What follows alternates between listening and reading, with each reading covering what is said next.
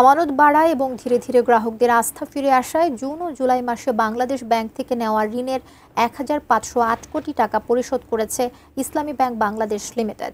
বিগত সরকারের আমলে অনিয়মের মাধ্যমে ভুয়া বা বেনামী ঋণ দেওয়ার কারণে ইসলামী ব্যাংক প্রয়োজনীয় ক্যাশ রিজার্ভ রেশিও বা সিআরআর রাখতে ব্যর্থ হলে ব্যাংকটিকে ২,৩০৮ কোটি টাকা জরুরি ডিমান্ড লোন দিয়েছিল কেন্দ্রীয় ব্যাংক।